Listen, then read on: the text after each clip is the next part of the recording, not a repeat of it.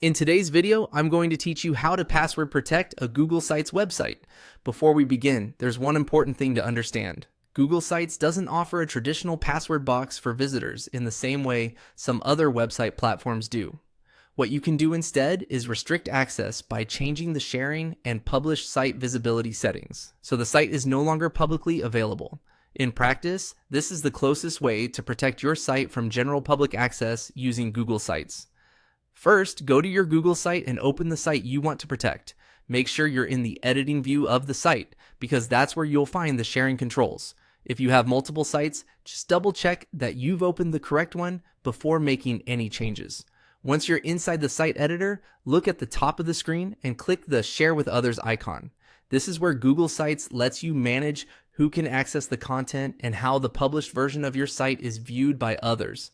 If you're not seeing the exact same wording, don't worry. Google sometimes updates the interface slightly, but the sharing icon will still be in that top area. After the sharing window opens, find the setting that says Public on Published Site and click it to open the drop-down menu. This setting controls whether anyone with the link or even the broader public can access your published site. Opening this menu is the key step because it lets you switch the site away from public visibility. Next, click Remove Link. This action removes public access to the published version of the site.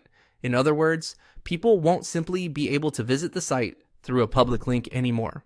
This is the part that effectively locks down the site and limits access instead of leaving it open to everyone. Once that's done, click Done to save and apply the change. It's always a good idea to wait a moment for Google Sites to finish updating the permissions, especially if your internet connection is a little slow. And that's it. Your Google site is no longer publicly accessible through a shared public link. As a quick tip, after saving, you may want to test the site in an incognito or private browser window to confirm that the page is no longer open to the public. That way, you can verify the protection is working exactly as expected. Thanks for watching, and now you know how to password protect a Google Sites website.